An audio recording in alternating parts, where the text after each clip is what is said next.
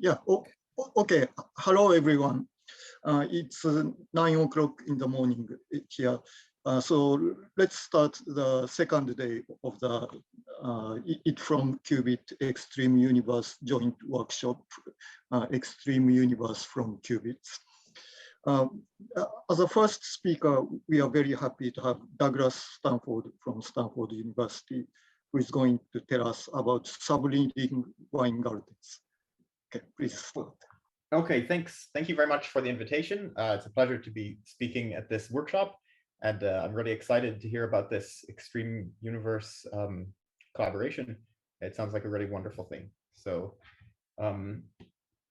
my talk is based on a recent paper with Jianbin Yang and Shunyu Yao. So let's begin.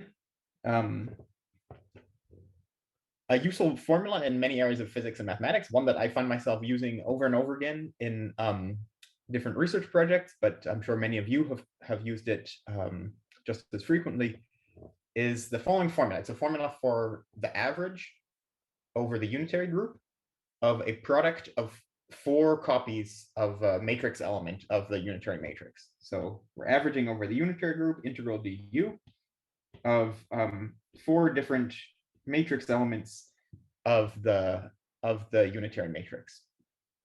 And in order to get a non-zero answer, we have to have 2 copies of U and 2 copies of the complex conjugate. And there's just an answer for this. You can derive it in different ways. It's not terribly hard, but this is the exact answer here. So L, the parameter appearing in this formula, is the rank of the matrix. So it's an integral over the group U of L, L by L unitary matrices. And this formula has 4 different terms in it, 4 different kind of tensor contractions of the indices that appear in our matrix elements up here. So for many applications of this formula, most of the time you use it, well, most of the time I use it, you imagine a case where L, the rank of the matrix, is large. So L is large. And in this case, the first 2 terms here, these terms are the leading terms. And the other 2 terms are subleading. And in most cases, you can forget this -1 here in the denominator, just approximate it as 1 over L squared. But not always. And the last 2 terms, the ones with minus signs, and even this denominator here, are sometimes important, at least qualitatively. So let me show you some examples where they can be important qualitatively. Okay. Oh, maybe something I should say first. If you look at the first 2 contractions, so contraction 1 and contraction 2, these just correspond to, if you like, Wick contractions of the U matrices. So this U matrix with that U dagger, and this U with that U dagger, or the other Wick contraction. So those tensor structures would also be present for a simpler integral, not over the unitary group, but over just Hermitian matrices, for example. So the kind of special feature of the integral over the unitary group is the fact that we have these extra terms here. So they're kind of encoding unitarity. Okay. So what's an example of a case where those extra terms are important? So one very famous application of this formula, or this idea of integrating over the unitary group, is the Page model due to Don Page of an evaporating black hole that starts off in some state A. So the way the model works is that you take the initial state A, and you apply a random unitary to it to get some random state. And then you take the result of that and you kind of partition it into 2 pieces, where you declare one to be the Hawking radiation, and you declare the other piece to be the remaining black hole. So R for Hawking radiation and B for remaining black hole. And if you're interested in computing the density matrix of the Hawking radiation, then you just compute the trace over the part of the output that you identify as the black hole. So we have here some unitary, we have some input state A, and then the output, we have B for the black hole and R for the radiation. And here we're just computing the density matrix of the radiation. Okay, so that's a formula for that density matrix. And well, we can compute in this theory, we can compute the average over U of the overlap of two of these density matrices. So, so what that means, we compute the integral over U, the average of the trace of rho starting off in state A times rho starting off in state B. Okay, and each density matrix involves one U and one U dagger. So the product of these things involves two U's and two U daggers. So we can compute it using the formula on the previous slide. And if you contract all the indices, you get this expression on the right-hand side here. So LR and LB are the dimensions of the subsystems corresponding to the radiation in the black hole. And L with no subscript is the product of the two. L is equal to LB times LR. It's the total dimension of the system. So let's try to make sense of these terms. The first two terms, so this red term and this green term, have some known significance in terms of a space-time model of a black hole. So far, this is a kind of an abstract toy model of a black hole where we just represent it as a random unitary matrix. But in the space-time theory of a black hole, these two terms have meaning. The red term corresponds to two separate black holes, so a space-time calculation involving a space-time geometry with two separate black holes. And the green term here corresponds to a wormhole connecting the two. This is the replica wormhole that underlies the recent computations of the page curve from the space-time perspective. So these first two terms are super important, and we have space-time interpretations for them. Okay, but look at this third term here. So the third and the fourth terms, they come from the subleading terms in on the previous slide. So they come from the subleading terms here. And the third term in particular is important for ensuring that when the black hole has evaporated completely, the answer for this inner product, this overlap, is 0 unless A is equal to B, unless the initial states A and B are the same. So somehow this term here is important for actually making sure that the evaporation of the black hole is unitary, in the sense that after the black hole has completely evaporated into radiation, the inner products in the radiation system are the same as the inner products of the initial states. And so the minus sign and this term are important for making that happen. Okay, so here's a question. What is the space-time interpretation of the remaining terms, the third and the fourth term? If we have the space-time interpretation of the first two terms, we understand that the third term is important for maintaining unitarity. We can ask, what is the space-time interpretation of this third term? And that's one example of an application of these subleading terms and their significance. By the way, I should explain the title of the talk. The talk is called Subleading Weingartens, because the coefficients of these terms in these different tensor structures in the integral over unitary matrices are called Weingarten coefficients. And we're interested in understanding the origin of the subleading, the smaller coefficients there, multiplying the subleading tensor structures. Okay, so let's do one more example. Another example of this formula, this integral over unitaries, is to compute the average over unitaries of an out-of-time order correlator, where you model the time evolution as a random unitary. So, okay, what does that mean?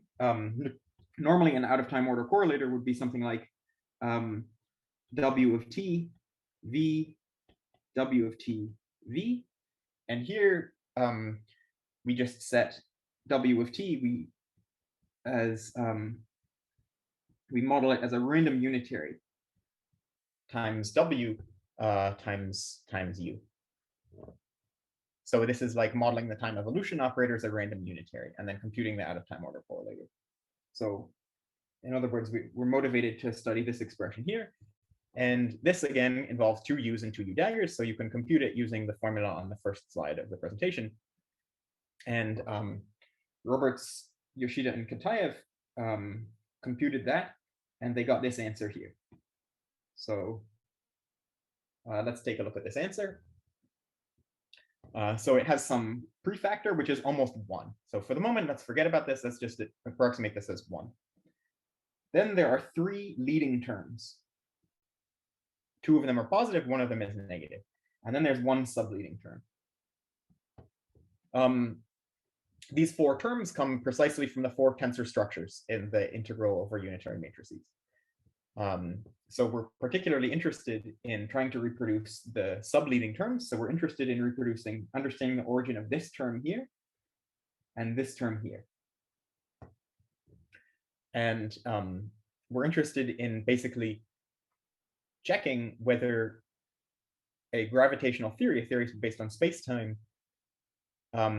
knows about these terms and the accompanying minus signs, whether it knows enough about the integral over random unitaries to reproduce these, the 3rd and 4th terms with their minus signs. A quick question. Yeah, please. Shouldn't there be a 1 by L square in front of the 3rd term as well? Yeah, so you would think there should be a 1 over L squared because there was some 1 over L multiplying the. So in this formula here, there's some 1 over L multiplying this term, and there's a 1 over L here. But when you take this formula and plug it into the correlator we're computing, you find that one of those 1 over L's is canceled and the other one is kind of enhanced. So we end up with this pattern here. Okay, thanks. Okay. Yeah, there's a bit of a lag in the display, it looks like, but hopefully it's not too much of a problem. Okay, so that's what we're going to do. Next part of the talk is try to understand the origin of this 3rd and 4th terms and their minus signs in gravity. So we're going to try to do gravitational calculations of an out-of-time order correlator and try to find these terms. So I'm not sure how much folks in the audience know. Some of you know a lot about how to do this computation. I'm not sure if everybody knows, so I'm going to kind of introduce it a little bit slowly. I'm sorry if it's boring for some of you. So let's consider the following problem. We're warming up. We want to understand how to compute a 1-point function of a boundary operator using a bulk holographic picture, using the space-time picture. So suppose we want to compute this 1-point function, expectation value W, from the perspective of quantum mechanics, that's trace of e to the minus beta times the Hamiltonian times W, just the thermal expectation value of W. And in a gravitational theory, or a theory with a gravitational holographic dual, roughly the way that you compute this is you take the boundary circle of length beta, so the circle of imaginary time running between 0 and beta, and you fill that in with some geometry in the bulk, so that's this orange. And then you put on the boundary somewhere your operator, so this is our operator W. And now you connect that operator to some propagator going into the interior of the bulk and ending somewhere, ending on some source for that operator on the bulk. And you could integrate over the location of the source, like as if we're doing a Feynman diagram, computing the expectation value of W with some source, with some external field. So this is how we would compute a 1-point function of an operator using the space-time perspective. What about a 2-point function? So now we have trace e to the minus beta h, but with the 2 operator insertions, one at 0 and one at time tau. So now there are different kinds of geometries, different kinds of contributions we can have. We take our same circle, we fill it in with space-time geometry, and we place on the boundary one operator at time 0 and one operator at time tau. So I'll do that on both of these diagrams. And now we can have different kinds of contributions. For example, one thing we can have is we can have propagators leading into the bulk and ending on sources like this. And another thing we can have is we can have a propagator going through the bulk that connects the 2 external points. So these are the 2 kinds of things we can have for computing a 2-point function of boundary operators. So if you like, the one on the left-hand side gives the disconnected contribution to the 2-point function, and the one on the right-hand side gives the connected contribution to the 2-point function. Okay. All right, so now let's move up in level of complexity, try to compute an OTOC. So an out-of-time order correlator means that we have 4 operators on the boundary with alternating order, WV, WV. So I've drawn the W operators here as blue, and the V operators are red.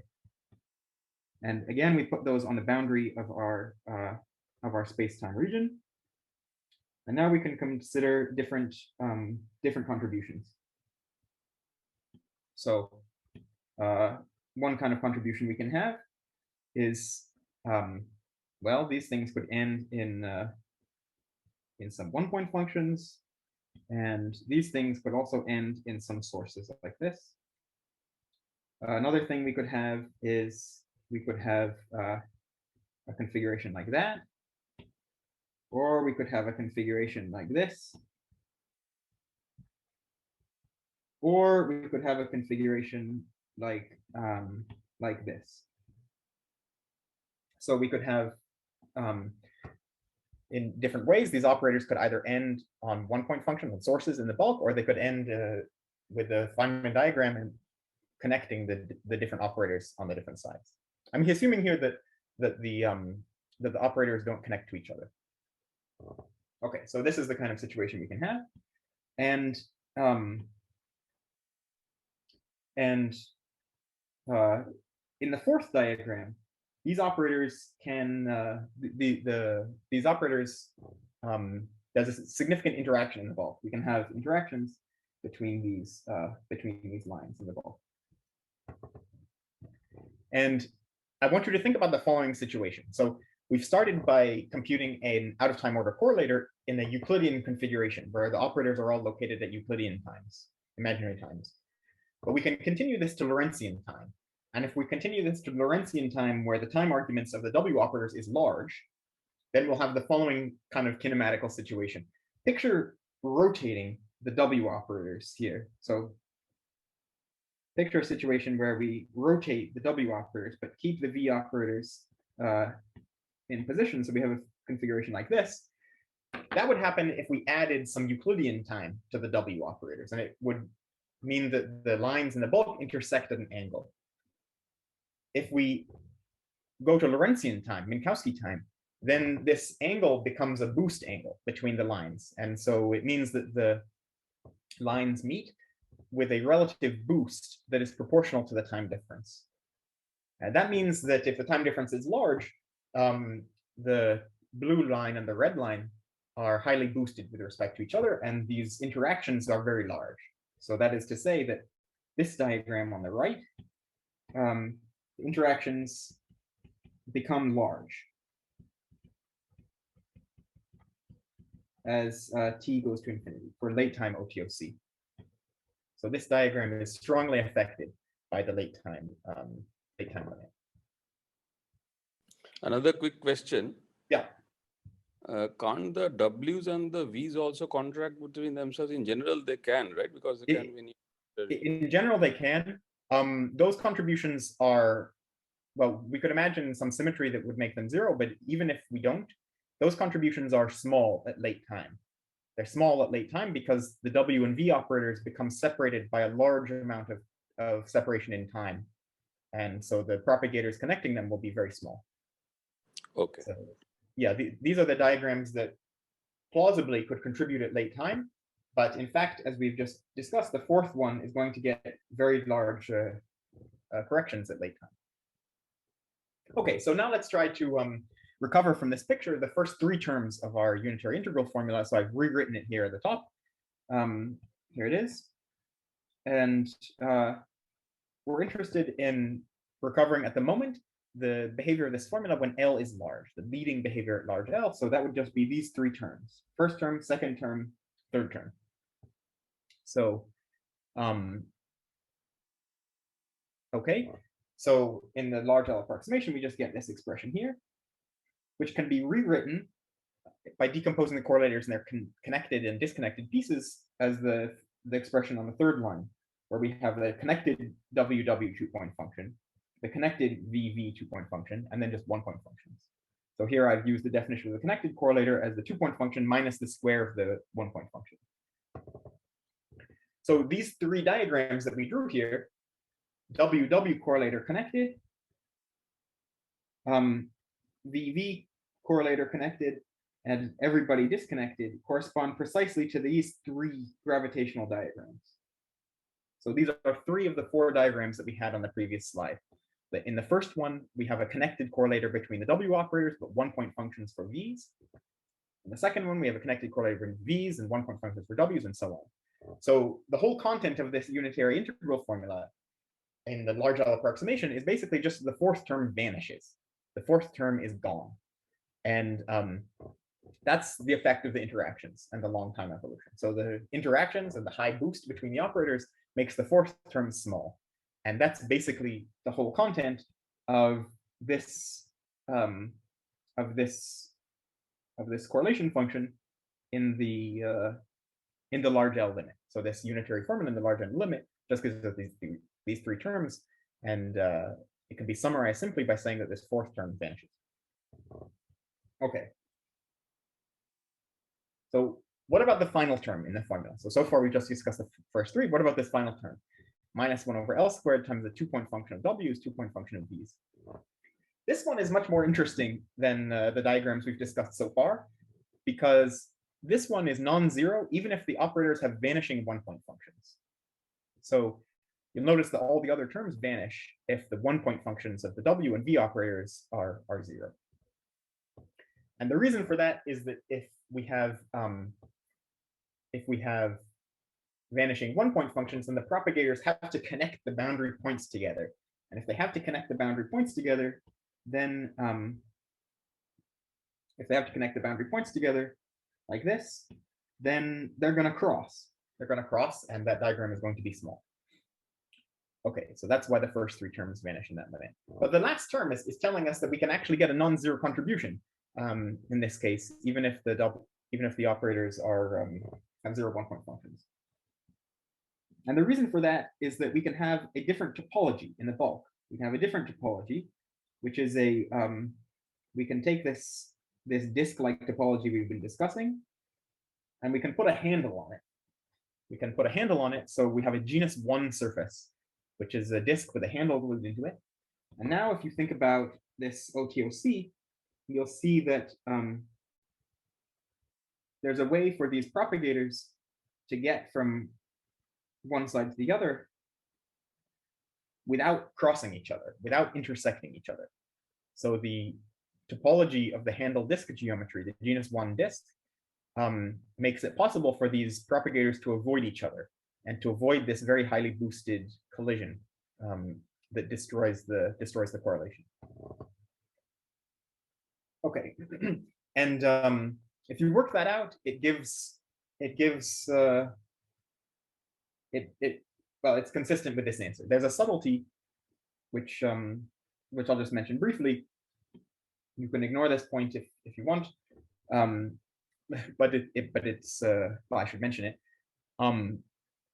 If you actually compute this handle disk contribution in JT gravity, you get a positive answer. You get the same kind of term we're expecting with a positive coefficient, with plus 1 over L squared instead of minus 1 over L squared. So it's the right formula, but it's missing the minus sign. And this seems to be in contradiction with the formula we expected. So the JT gravity computation seems to be in contradiction with the unitary integral expectations. And this is some discrepancy that's resolved once we've realized that in JT gravity, the squares of 1-point functions are not 0, even if 1-point functions themselves are 0. And the square of a 1-point function was shown by Phil Sod to have to satisfy this equation. So if we take that equation and substitute it into the 4 terms we're trying to reproduce, you find that it's equal to this here with a plus sign. So the plus sign that we get in JT gravity is really a result of these two positive terms together with this negative term. So okay, this was some subtlety, but the basic upshot is that we get the expected term, this expected minus 1 over L squared times the 2-point functions. We get it from a kind of a cool geometrical thing, which is a disk with a handle on it. And it survives in the late time limit because the handle allows another pathway so that the particles traveling from one boundary to the other can avoid each other, even in an OTOC configuration where it seems like they would have to intersect. I'm Okay. sorry. May I ask a stupid question? Yeah, please go ahead. Can you please go back to the previous slides, please? Yeah. Right. So in the figure you show, you consider the diagram disk with one handle, and that corresponds to the circle one, right? Yeah. But I missed the point. How about the disk diagram, but the blue is connected and red is connected diagram? Does this contribute or not? I missed this point. So disk diagram, but no handle, and then blue connected and red connected. Right. This one. Right. How about this? Yeah, this one goes to 0 at late time. It goes to 0 at late time because the blue and red geodesics are highly boosted with respect to each other, and gravitational scattering between them causes the answer to go to 0. I see. And this is a really important point because it explains why we only recover this formula in the late time limit. We only make contact with the random unitary answer in the late time limit. Right. So it's in the late time limit that this term vanishes. That's like pretty much the main point. That's like the main thing that happens is that diagram is gone. And so yeah. Right. So in other words, it says that this formula is using the unitary evolution. That is valid only at the late time. That's not valid at the early time. Yeah, it only resembles a random unitary in the late time limit. Okay, good. Thank you very much. No, sorry, go ahead. In the next slide, did you say 1-point function vanishes, but the square of 1-point functions is non-zero? How can that happen? Yeah, so it can happen if it's because JT gravity represents an ensemble average of quantum systems, where you can have this property. Yeah, okay. I see. So you computed the disk, the contribution with disk with 100 contribution, and how it, but I can imagine in JT gravity side, I can imagine the more complicated example, like disk is attached to higher genus Riemann surface. Yes. And okay, how do we see? Okay, and are these contributions prohibited? No, those are there. Those are there. I'm glad you asked the question. There will be further contributions like that, and there will be contributions that are not that contribute at late time. I believe that some parts of those contributions will give us back the expansion of this coefficient. I don't know if you remember, there was a 1/1 minus L to the minus 2. So this has a whole power series in powers of 1/L squared. In JT gravity, powers of 1/L squared correspond to higher topology. Yeah. It represents the Euler characteristic of the surface. Yeah. So part of the moduli space of these higher genus surfaces that you're representing should give us these things. But that's not the end of the story, because JT gravity, even at late times, it represents a system with a time independent Hamiltonian. So it doesn't really converge to a random unitary, even at late times. So what that means is that in JT gravity, there will be further contributions which are not captured by the random unitary integral formula. So at higher powers in 1/L squared, beyond the one that we discussed, in fact, at the next order in 1/L squared, so 1/L to the 4th, or even 1/L to the 3rd, depending on your perspective, there will be higher genus contributions that do not agree with the random unitary formula, just because JT gravity, it isn't actually a random unitary matrix. It's sort of can be approximated by it in some ways, but it isn't actually. Oh, okay. I see. So, okay, I thought that, okay, so when we compute this, the product of partition function and then taking an expectation value, then, okay, you showed that this can be computed by some matrix model, right? Integral over the, but this is, okay, the matrix integral over the Hermitian matrices, so it's different from the integral over the random. Yes, that's an important point. Let me just amplify that. So an integral over Hermitian matrices with some potential of e to the minus I of some function of this, that's not the same thing as an integral over unitaries of a function of the unitary. So they're kind of different. They're different kinds of ensembles, but they are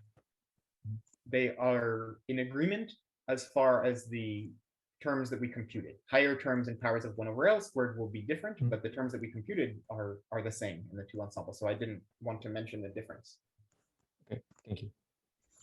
Sorry, I missed what you said.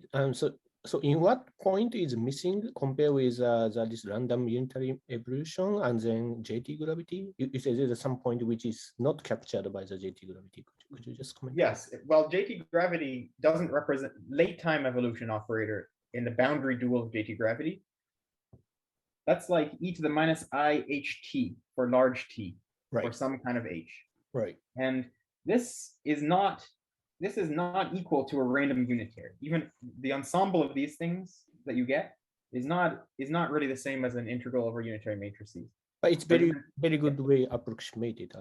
Well, it's not that good of an approximation, but it's good enough up to the order 1 over L squared in the OTOC, and higher orders in 1 over L. It's not a good enough approximation.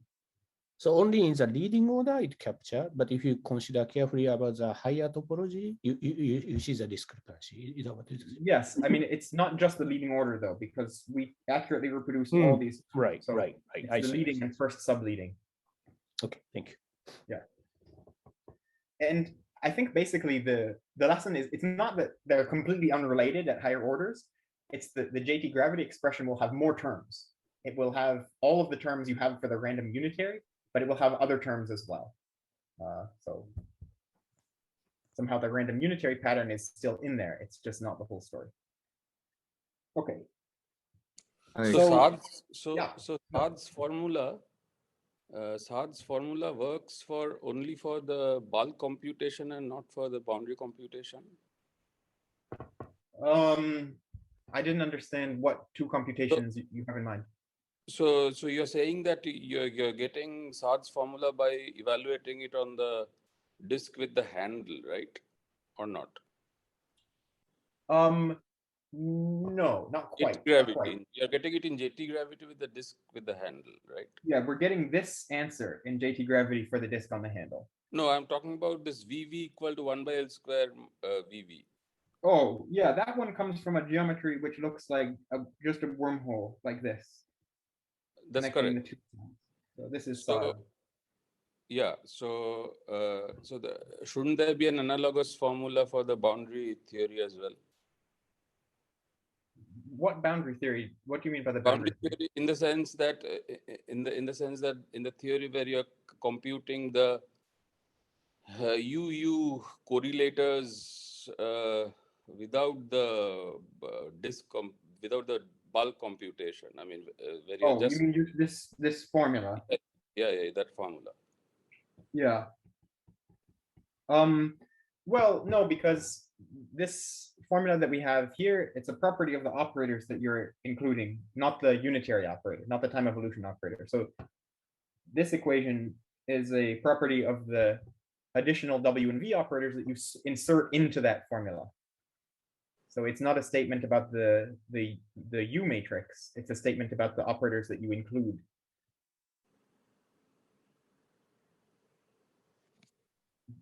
Does it make sense? Maybe I'm confused a bit. Maybe we can get along, and we'll talk about it later. Okay. Yeah. Sorry, that's not clear. This whole slide is kind of just it's just kind of a subtlety that I felt contractually obligated to tell you about. But the main thing is that you can reproduce this term from the handle on the disk. Can I ask you a question? Yeah, please. So in the previous slide, you discussed the last contribution that comes from genus 1 correction. But what about the other genus 1 correction from other 3 terms? Are they dominant? Oh, well, you mean, so sorry. So let me make sure I understand what you're asking about. We could consider a surface with genus 1, but we could consider something like this thing ends on a 1-point function. Is that what you have in mind? Yeah. Yeah. These would contribute, but they are they are subleading in powers of 1 over L squared compared to what we've already considered in the case where 1-point functions are, vanish. Ah, I see.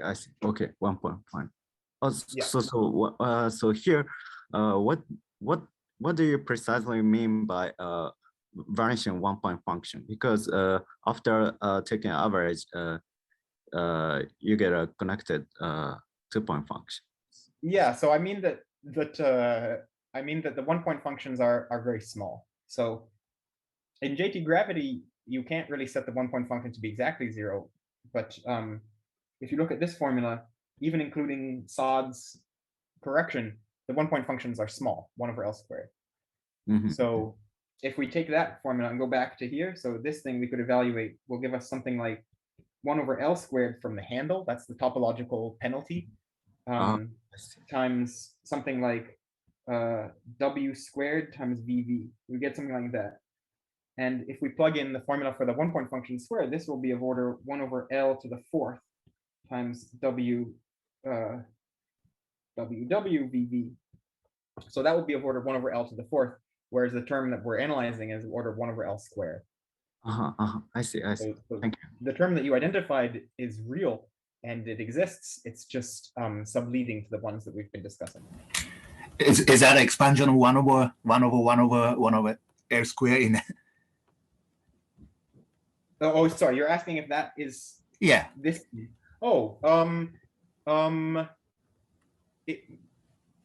somewhere in the moduli space of this genus 1 thing should be that contribution, but I think it will have other stuff as well. So it will have some contribution that's probably some contribution that's growing with time that is not captured exactly by that term. Thanks. Yeah. Okay. What I was confused about was you said that you had a different computation in JT gravity, and you that didn't match with the original formula, right? So what was the original formula computing in that case? Yeah, so the original formula was computing this thing here is computing integral du of uw dagger v uw dagger v. So this is the average over a random unitary of the out-of-time order correlator. And we believe that JT gravity, the late time of evolution, not really just JT gravity, but of any black hole, that it should kind of resemble a random unitary to some extent. And it should resemble it to a good enough extent to reproduce all of these terms. But at higher orders in 1 over L, we should have disagreements. So it's pretty similar to a random unitary matrix, but not exactly the same. And it's close enough to match these terms, but not higher terms. And so Phil's, so Sard's correction should have a du expectation value of u dagger, v u dagger, then v formulation as well, right? Sorry, expectation value of u w u dagger, and then what? No, sorry? u v u dagger, u v u dagger. Okay. U dagger and then v. And then v.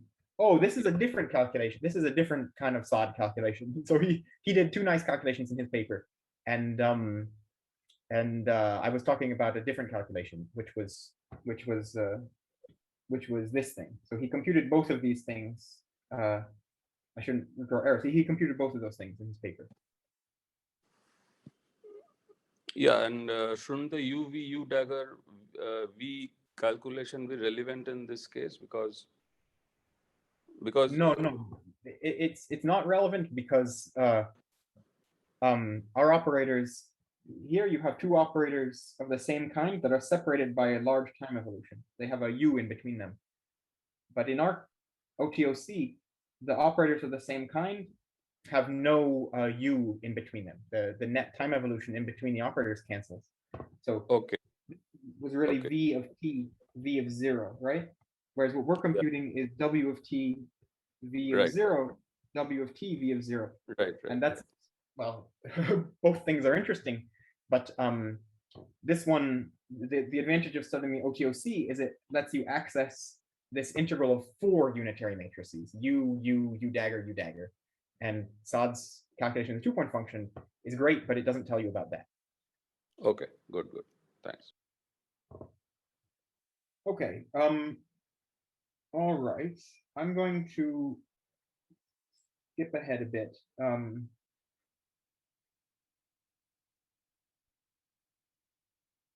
Let me skip, yeah, let me skip ahead quite a bit. And okay, let me skip ahead just to give you a summary of the last part of the talk, because it's a sort of a different topic, and I'd rather just tell you a little bit about that than try to rush through the middle part. So so far we got to this point. So far we got to explaining this in gravity, and we concluded that the 4th term here comes from a geometry with a higher topology, this handle on a disk. And the top formula is supposed to apply kind of for any sufficiently chaotic quantum system. It should, to some extent, approximate a random unity for any sufficiently chaotic quantum system. It shouldn't be a special thing about black holes or holography. And so it shouldn't really depend on having a bulk theory that has a notion of topology. It shouldn't depend on having some 2-dimensional bulk theory where we can talk about handles and disks and genus expansion. So there's a natural question here, which is, what is the analog of this discussion we've had involving the handle on the disk and so on? What is the analog of that for a general chaotic system? Somehow there should be a more universal explanation of this than we gave in gravity. And we don't know the answer to that. So we don't know. I think it's an interesting problem for the future, but we have a guess. And the guess is that how it works is that there's a pattern of correlation, like pattern of quantum correlation that describes the higher terms. So this term here, well, it describes all of these terms. They can all be put in correspondence with patterns of correlation. And in gravity, this pattern of correlation arises from properties of geodesics on the surfaces with higher topology. But it's more fundamental. The pattern of correlation is a more fundamental concept, which is reproduced in gravity through topology, but makes sense in more general quantum systems. So there's a specific quantum system called Brownian SYK, where this is made very explicit. I just want to show you kind of how it works there. And I don't have time to define the system. So let me just say that it's a strongly interacting quantum system with time-dependent couplings. So just think of it as some kind of more generic quantum system with time-dependent couplings. And what I've drawn here is the OTOC contour. So to compute an out-of-time order correlator, you insert some operator, you go forwards in time, you insert another operator, you go backwards in time, insert an operator, go forwards, and then go backwards. So the time contour with forwards and backwards pieces, if we forget about the operators at the beginning and the end, it looks like these pictures that we've drawn here. This one, and then I drew the same thing 2 more times. So if we consider the Brownian SYK model on this kind of a contour, on this 4 contours, 2 going forwards, 2 going backwards, then the dynamics of that problem reduces precisely to the dynamics of some different patterns of correlation. And there are 3 patterns of correlation. You would think that there are 6 because we could pick any 2 of the contours and ask how correlated they are with each other. There's 4 contours, so 4 times 2 is 6. But because of some discrete symmetries, there's actually only 3 independent patterns of correlation. There's the one that we'll call X, which is correlation between these contours like that. There's the pattern Y, which is correlation between these contours like that. And then there's the pattern Z, which is correlation between the contours in that manner. So this is Z, this is Y, and this is X. And you can define variables X, Y, and Z as functions of time that just tell you how much correlation there is between these different contours as a function of time. But And the y contour can't be a correct contour because you have arrows pointing in the same direction. How can that be? Yeah, so the time evolution is operating in different directions on the y contour, but it still makes sense to ask about equal time correlators. So sorry, we could still ask about the equal time correlator, equal time in this sense. So those 2 points, how correlated are they, or how correlated are they? And we could ask about that data as a function of time. And that defines a variable y of t, which is the correlation between those 2 contours at equal vertical time. How would you And complete the contour? I mean, an arrow going forward can't be joined to an arrow going forward, right? no, so the way it's completed is like this. We insert operators, and this gives the OTOC. So this is a legal completion of that contour that computes for us W of t, V of 0, W of t, V of 0. So the OTOC is, it depends on the contour, exactly as you say, it's like kind of completed in this way. So there's these 3 different patterns of correlation, and we want to try to build our pseudo topological theory out of these patterns of correlation. We want to identify these with some kind of more primitive concept of topology.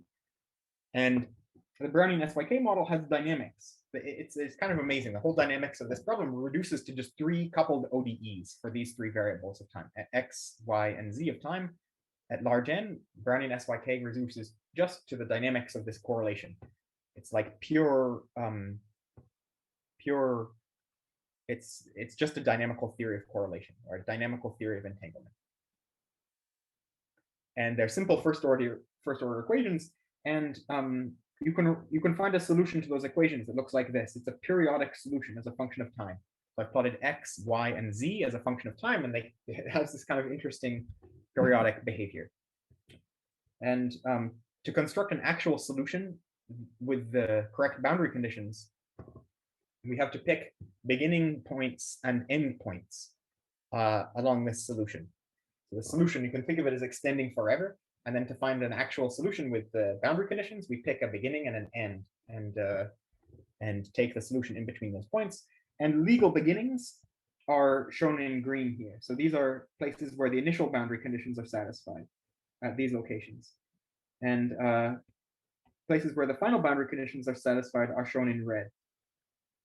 So for example, one legal solution would be to take just the solution between here and here. Another legal solution would be one that starts here and ends there, or other possible combinations. And if we sum over all possibilities, then we get the following situation. We can organize the sum into different terms according to whether there's large correlation, so large value of y, at the beginning, at the end, at both, or neither. So here we have y is large at the beginning. In the second class of terms, the correlation is large at the end. In the third class of terms, it's small at both ends, and in the final class of terms, it's large at both ends. And the sum over these things precisely reproduces this formula. I won't go into the details of that because I'm out of time, but it precisely reproduces it, including the geometric series, this prefactor out front, 1 over 1 minus L to the minus 2. You know, the fact that we can precisely reproduce this formula is something that we're happy about, but I think the more important point is, and the point that requires more thought, more development, is this kind of pseudo-topology that these different patterns of correlation represent. And I think it would be interesting to understand that better. So yeah, I'll stop here. Sorry for going a little bit over time, and thank you for all the questions.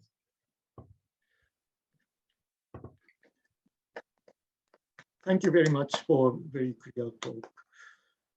Okay, so other questions or comments? Can I ask a question? In your the explanation of the 2D JT gravity, so the topology gives a difference of the disk and one handle for the connected piece. That I understand. But how about in higher dimensional gravity? Do you think you have to have such a sharp distinction between topological distinction or not? Well, I believe there's a sharp distinction, yes, including in higher dimensions. I think the structure that you're guaranteed to have, even in higher dimensions, is this pseudo topology. So these different patterns of correlation on the boundary. So even if we take a gravity theory, higher dimensions, where we don't have classification of the geometries in terms of their Euler characteristic, or the topologies in terms of Euler characteristic, I think that we should still have gravitational contributions that represent these different patterns of correlation. Now, it might be that in higher dimensional gravity you can do better, and that maybe, suppose maybe you can think of the RT, the radial and time direction plane of a higher dimensional black hole, as basically a two-dimensional geometry, and you can use tools from two-dimensional topology to think about basically a handle disk geometry in that case. So it might be that there is actually a direct connection to two-dimensional topology, even in higher dimensional cases. I'm not sure if that's true or not. The thing that I would be confident in is that there would be a connection to these patterns of correlation. But the naive bulk picture of the crossing or passing through by the topology, that doesn't work. That works only in the two-dimensional gravity. Am I right? Well, no, I think we could imagine that in higher dimensions as well. We could imagine some gravitational contribution where we could have geodesics pass from one side to the other without crossing. Right, but in higher dimension, do you think such a sharp distinction? That's Oh, you're saying because they can avoid each other, right in higher dimension. Oh, no. Good question. Sorry, I understand your question now. And even if the geodesics don't literally cross each other, that's possible in higher dimension, right? Yeah, in higher dimensions they might not cross each other, even in the ordinary, even in the trivial topology. Exactly. But yes. They still the important thing is not really that they cross. It's that they come close enough to each other that the gravitational field of one can influence the other. Exactly. And yes. the gravitational field of one of them, it's growing exponentially in time. So it's very easy for these things to completely disrupt each other, even if they don't pass like that close to each other.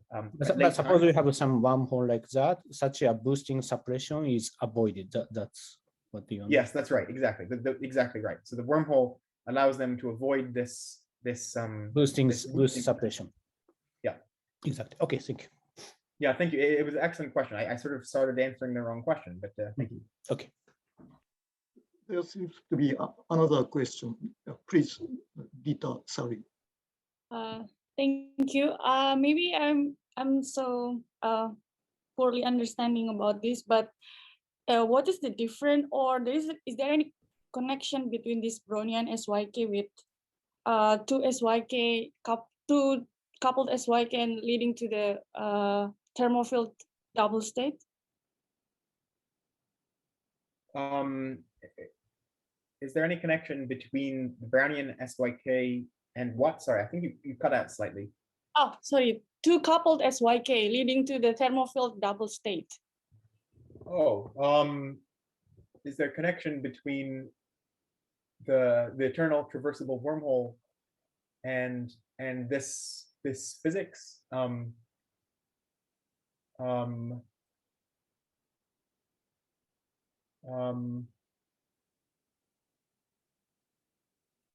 Well, I'm not sure. It might depend a little what you mean.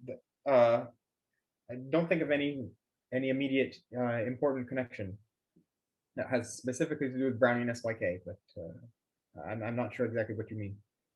Yeah, just because there is some model that we have two SYK, right? So two coupled SYK, but in this Brownian SYK, so you don't need two SYK coupling. No, so the Brownian SYK, it's, well, on this contour, you can think about it as 4 copies, actually. So it's kind of the dynamics of 4 copies of the Brownian SYK is not so different from ordinary SYK. So technically we study this in Brownian SYK, and it's the one that really converges to a random unitary, but that isn't so important. You can think of this as being sort of similar to what could happen in SYK. And there, to study this correlator here, we would have 4 copies of the SYK theory, one for each of these contours. So that's how you would think about it in a Hilbert space formalism. So yeah, so the case you're thinking about is when we have 2 copies of the SYK theory and we couple them somehow, then we can represent that in the bulk by a wormhole, a traversable wormhole. Oh, okay, okay. And here we have 4 copies, and we're studying the dynamics of those 4 copies. And yeah, maybe you can add something to these equations that we've written here. I expect you can, that would represent that coupling. Yeah. Okay, so it's also possible to have like 2, 3 point or 4 point OTOC. Well, this is just for the ordinary OTOC. We need 4 copies because so this is the time contour to compute the OTOC. We need to go forwards in time twice and backwards in time twice. So anytime you're computing an out-of-time order correlator, just a 4-point one, an ordinary out-of-time order correlator, you need so 4. 4 point. Yeah. Okay, okay. Okay, thank you. This diagram here, you can think about it. I mean, you can think of it's up to you. You can either think about it as 4 copies of the system, 2 moving forwards in time and 2 moving backwards, or you can think about it as 1 copy on a contour, you know, some path integral contour that goes some contour that goes through time in this way. So it's up to you how you want to think about it.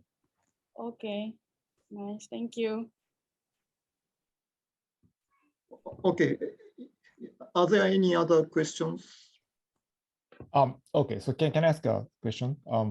So okay, I'm wondering how this wormhole, I mean the disk is handled, or when applied to the original situation of evaporating black hole, how does it modify this island formula? Or so the replica wormhole, right? Yeah. Or Yeah, what is the physical picture? I mean, Lorentzian, I mean, that interpretation of this, I mean, that handle. I mean, how does it appear in the semi-classical picture of the final stage of the evaporating black hole? Do you have any idea? It's an excellent question, and actually, this was the question that motivated us to study this project, and we don't have a good answer. I think that I don't know about a physical interpretation. Sorry, I don't know about a space-time interpretation, exactly what it would look like, but I believe that for the evaporating black hole, there will be effects like this from, say, genus 1 and even higher genus that that conspire together to, let me go back to the beginning of the talk, that conspire together to ensure that we actually have unitarity. So the replica wormhole discussion is this term and this term. And I believe that there will be a higher genus contribution, a genus 1 contribution that gives us this term. And that is important for ensuring that the black hole evaporates unitarily, in the sense that it preserves the inner products of the initial states. So I don't know exactly how it works. I think that's what you're asking in your question, but that was what motivated us, and I think it should be related to this genus 1 wormhole. I see. Thank you. Any other? Excuse me, can I ask a question?